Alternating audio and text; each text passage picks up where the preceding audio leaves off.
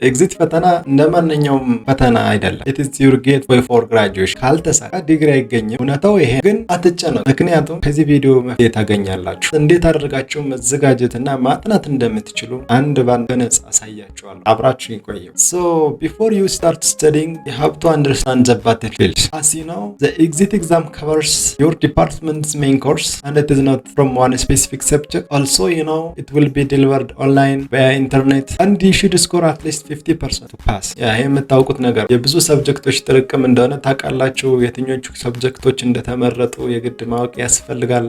ስለዚህ ለማለፍ ደግሞ የግድ 50% ቢያንስ ማምጣት የግድ ነው። በአብዛኛው ብዙ ተማሪ ይሸወዳል። ስማርት ስላልሆኑ ሳይሆን ምን ላይ ማተኮር እንዳለባቸው በትክክል መለየት ስለማይችሉ። የፈተናውን አጠቃላይ ሁኔታ መረዳት ለስኬታችሁ የመጀመሪያው ደረጃ ነው የሚባለውም ለዛ ነው። ነገሩን አንድ ባንድ እንየው። እንደምታውቁት ተመሳሳይ ዲፓርትመንት የተማራችሁ ከሆናችሁ ፈተናው ተመሳሳይ ነው የሚሆነው። እንደገና ደግሞ የሚወጣውም ከተመሳሳይ ኮርሶች ነው። ፈተናውም የሚወጣው ሁሉንም በዩኒቨርሲቲ ቆይታችሁ ከተማራችሁት ሙሉ ለሙሉ ሳይሆን ከተመረጡ ጥቂት ኮርሶች ነው። የሰዓት ገደብ አለው። በፈተናው በኮምፒውተር ነው። ምንም እስክሪብቶና ወረቀት አገናኝታችሁ የምትሰሩት አንድም ፈተና አይደለም። አሁን ፈተናው ምን እንደሆነ አውቃችኋል። ከዚህ ቀጥለን እጅግ አዋጭ የጥናት ዘዴ እናዘጋጃለን ማለት ነው። ማስታወሻ ደብተራችሁን ያዙ። እያስቆማችሁ ማስታወሻ መያዛችሁን ትቀጥላላችሁ ማለት። ብዙ ተማሪዎች ያለ እቅድ ለማጥናት ይሞክራሉ። ይህም በዘፈቀደ ይሆናል ማለት ነው ሁኔታቸው። ይህ የመጀመሪያው ትልቁ ስህተታቸው ነው። እስኪ አንዴ ወደ ኋላ ልመልሳችሁ። የ12ኛ ክፍል ወይ ደግሞ የ10ኛ ክፍል በነበራችሁበት ወቅት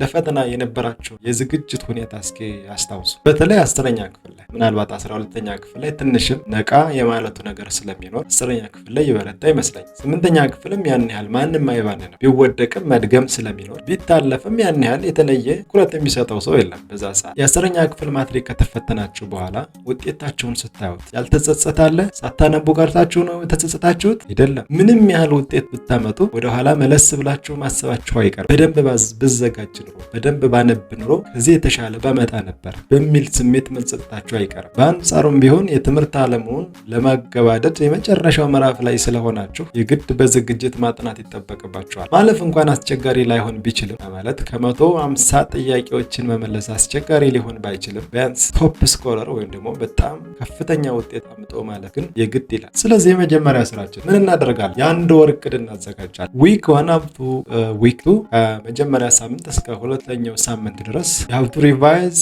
the selected or major courses of your department that already reserved for the exit exam. የዲፓርትመንታችሁ የተዘጋጁትን የተመረጡትን ኮርሶች ሊስት ማዘጋጀትና ያ ማለት ብሉ ፕሪንት የሚባለውን ነገር ካጠገባችሁ አድርጋችሁ ኮርሶችን የመለየት ስራ ከመጀመሪያው ሳምንት እስከ ሁለተኛው ሳምንት ድረስ። ሶስተኛው ሳምንት ላይ ከዚህ በፊት የሰራችኋቸው ጥያቄዎች ካሉ እነሱን ሪቫይዝ ማድረግ እና መስራት፣ ደከም ያላችሁባቸው ርዕሶች ካሉ ደግሞ እነሱን መልስ እያላችሁ እንደዚሁ ማሻሻል። ምክንያቱም የትኞቹ ኮርሶች ለፈተና እንደሚዘጋጁ መጀመሪያ በዝርዝር አስቀምጣችኋል፣ ሊስት አዘጋጅታችኋል። ከዛ በኋላ ካዘጋጃችኋቸው ኮርሶች መካከል የት ላይ ደከም እንደምትሉ ወይም ደግሞ ከዚህ በፊት በነበራችሁ ውጤት መሰረት የት ላይ በደንብ እንዳላነበባችሁ የመለየት ስራ ይቀጥላል ማለት ነው። አራተኛው ሳምንት ላይ ተመሳሳይ ጥያቄዎችን ማዘጋጀት ሞክ ኤግዛምስ የሚባሉ ምናልባት ዲፓርትመንታችሁ የሚያዘጋጀው የሞዴል ኤግዛም ካለ በጣም አሪፍ ነገር ነው። ከዛ ውጭ ግን ከሌለ እናንተ በራሳችሁ ወይም ደግሞ በግሩፕ ወይም ጥንድ ሆናችሁ ቢያንስ you have to prepare mock exams። ሞክ ኤግዛም ማለት ተመሳሳይ ነገሮች ማለት ነው። ተመሳሳይ የሆኑ ነገሮች ከኤግዚት ኤግዛሙ ጋራ ምናልባት ከዚህ በፊት እንዴት እንደሆነ ላታውቁ ትችላላችሁ፣ ግን በጥያቄ መልክ ያዘጋጃችሁ ፈተናው ይሄን ሊመስል ይችላል ብላችሁ በማዘጋጀት መለማመድ መጀመር የግድ ይላችኋል ማለት። The next step just after preparing the 1 month study plan፣ ሁለተኛው ስቴፕ የሚሆነው ስቴፕ 2 ማስተር ኮር ኮንሰፕትስ። የክላስ ማስታወሻችሁ ላይ ብቻ የምታተኩሩ ከሆነ በጣም ብዙ ነገር ልትሸወዱ ትችላላችሁ። ምክንያቱም የክላስ አስተማሪያችሁ ፈተናውን ላያወጣው ይችላል። ስለዚህ የመማሪያ መጽሐፍት ካሉ በተለይ በግዥ መልክ የተዘጋጁ የመማሪያ መጽሐፍት ካሉ እነሱን ማንበብ፣ የሪሰርች ወይ ደግሞ በተለያየ ጊዜ መምህሮቻቸው የሰሯቸው የጥናት ወረቀቶች ካሉ እነሱን ማንበብ፣ እንደዚሁ ደግሞ በተለያየ ጊዜ ያጠራቀማችኋቸው ጥያቄዎች ካሉ እነሱንም እንደዚሁ ማንበብ ወይ ደግሞ መስራት መለማመድ መቀጠል አለባችሁ ማለት። በዚህ መንገድ just you can build your understanding። ከዚህ በፊት ታስታውሱ እንደሆነ you should not depend on memorizing things but you have to focus on understanding what you have already remembered። ያስታወሳችሁትን አንደርስታንድ ማድረግ ላይ ማተኮር ወይ ደግሞ ከነበራችሁበት ትንሽ ከፍ ማለት የግድ የሚሆንበት ነው ማለት። ኦኬ ስቴፕ 3 just you have to use active recalls and you have to practice questions። ፓሲቭ ሪዲንግ and active reading የሚባሉ ነገሮች አሉ። ፓሲቭ ሪዲንግ አነበብኩ ለማለት ያህል ብቻ የሚደረግ የንባብ ስታይል። ጀስት ወረቀቱን ትገልጣላችሁ ወይም የሆነ ኢንተርኔት ወይ ደግሞ ላይብራሪ ገብታችሁ ሊሆን ይችላል። ደብተሩን ትገልጣላችሁ፣ ደብተሩ ያያቸዋል፣ እናንተም ታዩታላችሁ። መተያየት ነው። ዛት ኢዝ ፓሲቭ ሪዲንግ። ምን እንደሚል አታዩትም። በቃ ብላችሁ ግን አነበብን፣ በዚህ ሰዓት አንብበናል፣ በዚህ ሰዓት አጥንተናል። ሰው እንኳን የሆነ ቦታ ንድ ሲላችሁ አይል አጠና ነው ብላችሁ ቁጭ ትላላችሁ። ደብተሩ ያያቸዋል፣ ደብተሩን ታዩታላችሁ። ነገር ግን ምን እያለ እንደሆነ መረዳት አትችሉ። ሌላ ቦታ ናችሁ ስሜታችሁ። ምክንያቱም የሆኑት አክቲቭ አዛታይ so you have to tend to be active ነው። ስለዚህ ፓሲቭ ይባላል። ፓሲቭ ናቸው ማለት ኦልሬዲ ምን እንዳለ አትረዱትም ማለት። how can you be active rather than passive? እንዴት ነው አክቲቭ መሆን የምትችሉት? Just you have to ask yourself, you have to challenge yourself what you are doing at that time, what you are reading, what subject are you reading, what specific concept are you taking from that specific note. You have to ask yourself, you have to be conscious at that time. Okay? ምን እያነበባችሁ ነው? ምን አንደርስታንድ እያደረጋችሁ ነው? ራሳችሁን መመዘን አለባችሁ። በዛ ሰዓት የሰጣችሁትን መልሳችሁ መቀበል መቻል አለባችሁ። አንብቤ ያለው ምን ስል እንደቆየው እኔ ራሴ መጠየቅ አለብኝ ራሴን ማለት ነው። ቻሌንጅ ማናድርገው ከሆነ አእምሯችን ምን ነገር ላይ ይዝልን አይችልም። ስፖንጅ ተጨመቃችሁት በኋላ ውሃ ላይ ስታስቀምጡት ተጨመቃችሁት ልክ ምን ይላል? ውሃ ይዞ ይወጣል። የግድ አእምሮ መጨመቅ መቻል አለበት። ምንድነው የያዘው? መጨነቅም ካለበት መጨነቅ መቻል አለበት። መረበሽ ካለበት መረበሽ መቻል አለበት። የሚፈለገው ለውጥ ነው በዛ ሰዓት። ስለዚህ አሁን ላይ ራሴን ያመኛል፣ አሁን ላይ ጀስት አምኖት ጉድ ስቴት ምናምን የሚባል ነገር የለም። የሀብኖ ታይም ጊዜ የለም፣ ማለቅ አለበት። የተሻለ ውጤት መምጣት መቻል አለበት። ብዙ ጊዜያት ብዙ አመታት አልፈዋል ይሄን ትምህርት በተመለከተ። ስለዚህ መጠየቅ መቻል አለበት። ምንድነው የተማርከው? ምንድነው ያነበብከው? መጠየቅ መቻል አለበት። ስለዚህ just you have to be on active state rather than on passive state, just like that። ስለዚህ መጠየቅ መቻል አለባችሁ፣ መመዘን መቻል አለባችሁ። ያነበባችሁ ባላችሁበት ቅጽበት ደብተሩን ገጥማችሁ ምንድነው ያነበብኩት? you have to memorize ምንድነው ያነበብኩት? that is active recall ማለት ያ ነው። ሌላው how can you be on active state? ከዚህ በፊት የተሰሩ ጥያቄዎች ካሉ እስከ መልሶቻቸው ማለት ነው መልሶቻቸውን ትጋርዱና ምን ታደርጋላችሁ? ጥያቄዎችን መስራት ትጀምራላችሁ ማለት ነው። ጥያቄዎችን ትሰራላችሁ፣ መልሱን አታዩትም ማለት ነው። ስለዚህ ያን አንድ ወደ አክቲቭ ስቴት መምጫ ዘዴ ነው። ሶስተኛው how can you be on active state? አንድ ከፓሲቭ ስቴታችሁ እንዴት መውጣት ትችላላችሁ? ሶስተኛው ዘዴ by teaching what you want to study። ማንበብ ማወቅ የምትፈልጉትን ነገር ለሌላ ሰው ማስተማር ማለት። teaching is twice learning የሚባል ነገር አለ። ስለዚህ በጣም ወሳኝ የሆነ ነገር አብዛኛው ሰው የማይረዳው ነው። ስለዚህ ምናልባት የሆነ ቶፒክ አልገባችሁ ብሎ ተጨንቃችኋል፣ ሪኮል ያደረጋችሁ ራሳችሁን የጠየቃችሁ በጥያቄ መልክም ራሳችሁን ያስጨነቃችሁ ሊገባችሁ አልቻለም። የሚቀጥለው ነገር ምንድነው የሚሆነው? ለሌላ ሰው ታስተምራላችሁ ማለት ነው። ጀስት በስምምነት ሊሆን ይችላል። ክላስ ላይ ጓደኞቻችሁን ሰብሰብ አድርጋችሁ አእምሯችሁ እንደፈቀደ የሰዎች ቁጥር ከነሱ ፊት መቅረብ እንደምትችሉበት የሰው ብዛት መጠን ሰብሰብ ያረጋችሁ ስለዛ ነገር ኖትም እያያችሁ ቢሆን ማስተማር መጀመር ስትችሉ እየገባችሁ ይመጣል ማለት እየገባችሁ ይመጣል። ይሄ የሰው ተፈጥሮ ነው። ለሆነ ነገር የሆነ ነገር ስታቀርቡ የእናንተን ሁኔታ ይፈትነዋል። የምታቀርቡት ነገር ብዙ ጊዜ የተበላሸ ነገር በሰው ፊት ማቅረብ አትችሉ። ይሄ ኔቸር ስለሆነ ነው። የተበላሸ ነገር ወይ ደግሞ ሊሆን የማይችል ነገር አታቀርቡ። እሺ አይላችሁም እርግጠኛ መሆናት። ስለዚህ የግድ ያን ቶፒክ ማወቅ ስላለባችሁ ባላወቀ ስሜት አይደለም የምትቀርቡት። የግድ አእምሯችሁ ወዲያው ያቀብላል። ወዲያው የረሳውን ነገር ያስታውስና በዛ ሰዓት በደንብ እየሰረጻችሁ እየገባችሁ ይሄዳል ማለት ነው። ምናልባት በዚህ ዙሪያ በሌላ ቪዲዮ just how can you remember everything የሚል ቶፒክ ላይ ሌላ ቪዲዮ መስራ ይሆናል። እንዴት ማንኛውም ያነበባችሁትን ነገር ማስታወስ እንደምትችሉ ሊረዳ የሚችል በጣም ሰፋ ያለ ቪዲዮ በቀጣይ እለቃለሁ። እንዳያመልጣችሁ ሰብስክራይብ አድርጉ፣ ላይክ አድርጉ። ሌላው ስቴፕ 4 ሲሙሌሽን ነው። ሲሙሌት ዘ ኤግዛም ኢንቫይሮንመንት።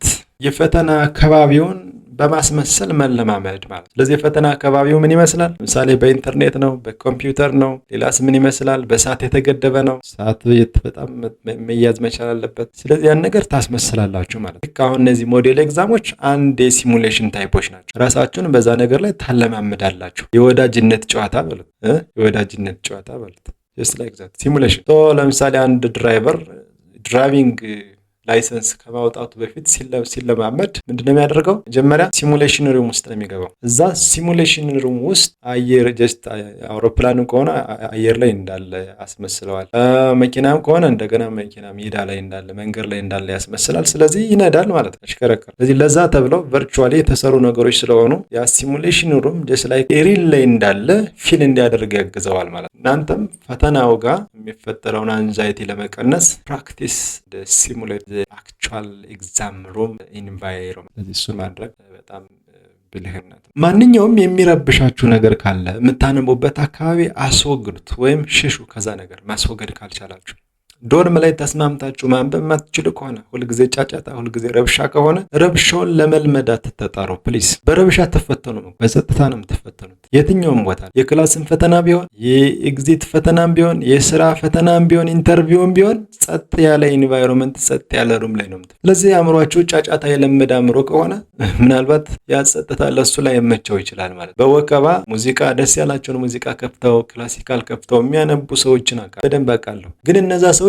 ወደው አይደል፣ በጸጥታ ስራቸውን መስራት ጠልተው አይደል፣ በልጅነታቸው የተፈጠረ ኢሹ ነው። ስለዚህ በልጅነታቸው በወከባ አደጉ። ካደጉም በኋላ አእምሯቸው በጸጥታ መስራት አይችልም። ወይ they must change or they must introduce a new habit፣ የሆነ ፓራዳይም ሽፍት ያስፈልጋቸው ካልሆነ በስተቀር ከነበሩበት ወከባ ወደ ጸጥታ ለመምጣት በጣም ፈተናል። ግን እመኑኝ የሰው አእምሮ በጸጥታ የተሰራ ነገር ጸጥታ። እስቲ ንገሩኝ፣ በጩኸት የሆነ ቦታ ንገሩኝ፣ በጩኸት መልካም የሆነ ነገር ያለበት መልካም ውጤት ያለበት ነገር ንገሩኝ እስኪ። ጩኸት፣ በጫጫታ ሙዚቃ እንኳን ክለብ ውጭ ወይ ደግሞ ሙዚቃውን ፕሮዲውስ ከሚያደርጉበት ሰዓት ውጭ ሙዚቃውን ለማጥናት ግጥሙን ለመጻፍ ክላሲካሉ ወይ ደግሞ ሌላው የሙዚቃ ስርዓቱ ምን መሆን እንዳለበት እንኳን የተሰራው በጸጥታ ለብዙ ነገሮች መነሻ ነው። ትላልቅ ነገሮች የተሰሩት በጸጥታ። I don't know if you know about monk mode የሚባል አንድ ነገር አለ። ይህም አብዛኛው ዓለም ላይ የተፈጠሩ ትላልቅ ነገሮች በጸጥታ ነው የተሰሩት። Many inventors have been at the monk mode while creating those new inventions። ይህንን ካለወጣችሁት በጣም አደገኛ። Thanks to this modern age ይሄ መቀየር ይቻላል። በጣም አዲስ ሀቢት ኢንትሮዲውስ ማድረግ ትችላላችሁ። የ21 ቀን የ90 ቀን የተባለ ጀስት አቶሚክ ሃቢትስ የሚል መጽሐፍ አለ። እሱን ብታነቡት how can you introduce a new habit የሚለው ነገር ላይ በደንብ በስፋት በራሳችሁ መንገድ መሄድ ትችላላችሁ። የሰው ልጅ አእምሮ በትክክል ወይም በተሻለ ለምሳሌ በጣም በጫጫታ ጥሩ የሚሰሩ ሰዎች ካሉ እንዲሁ በሆነ ፓራዳይም ሽፍት በጸጥታ እንዲሰሩ ማድረግ ቢቻል በጣም ሚራክሌስ የሆነ ከአእምሮ በላይ ሊሆን የሚችል ነገር መስራት ይችላል። heaven and hell የሚባሉት ቦታዎች ጫጫታ የሚበዛ ሄል ነው አይደል? እንደዛ ነው ታስበውም ትምህርቱም ያለው በዛ መንገድ ነው። እዛው ጸጥ ያለ ነገር ነው የሚወደደው አይደለም? ጸጥ ሲል ደስ ይላል። ስለዚህ በጸጥታ ስታዳምጡት ራሳችሁን ጭንቀት ውስጥ የሚከታችሁ ከሆነ በቃ ታማችኋል ማለት። በጸጥታ ያለመዳችሁትን ነገር በጸጥታ አትሰሩትም። በጫጫታ የለመዳችሁትን ነገር በጫጫታ ነው የምትሰሩት። ስለዚህ በጫጫታ ለማትሰሩት ነገር በጫጫታ ትለማመዱ። በጸጥታ ማንበብን መልመድ አለባችሁ። The next step is just taking care of about health። ስለ ጤና ነው። ጤና ይባላል። አንድ ነገር አስታወሰኝ። ባለ 5 ዲጂት ቁጥር አለና ባለ 5 ዲጂት አንደኛው መጀመሪያው 0 ምናልባት ህልም ወይ ደግሞ መሆን የምትፈልጉትን ሊወክል ይችላል። ቀጥሎ ያለው 0 may represent ወይ ደግሞ ጀስት ቤተሰብ ሊወክል ይችላል። ቀጥሎ ያለው የሆነ ገቢ ልትሉ ትችላላችሁ። ቀጥሎ ያለው ስራ ልትሉ ትችላላችሁ። ማንኛውም ነገር በሉት። አንድ ግን ምን ሊወክል ይችላል በዚህ አካሄድ ብለን ካልን ጤና ነው። ጤና ለዛ አሁን ያ ጀስት ለምሳሌ እንዴት አድርገን ነው 1 0 0 0 0 ብለን 10,000 ብለን እንድንናገር ያደረገን አንድ መኖሯ ናት። ከፊት ላይ አንድ ባትኖር ምንድነው 0 ቢደረደር 0 ነው። so you have to protect your health likewise in order to see the end of what you have already sacrificed. How to keep your health. መስዋዕት የሆናችሁለትን የደከማችሁለትን ነገር መጨረሻውን ለማወቅ ጤናችሁን መጠበቅ ወሳኝ ነው የሚሆነው። አንዳንዴ በጣም ስህተት አለ። ገና ወጣት ነኝ፣ ገና እንዲህ ነኝ፣ ያደረኩት ያለሁት ነገር መልካም ነው። ጤና በምትወስዱት ነገር ሴንስ በምታረጉት ነገር የተመሰረተ ነው። ጤናችሁን ከሚጎዱ ድምጦች መራቅ፣ ጤናችሁን ከሚጎዱ ንግግሮች፣ አስተሳሰቦች መራቅ፣ ጤናችሁን ከሚጎዱ ምግቦች መራቅ ያስፈልጋል። ሜቢ እንደው ጤና ከታወቀ አደገኛ ስለሚሆን ጤናችሁን መጠበቅ የግድ ይላል። ለዛ ተዘጋጅቶ ፈተናን መፈተን ወሳኝ ነው ማለት ነው።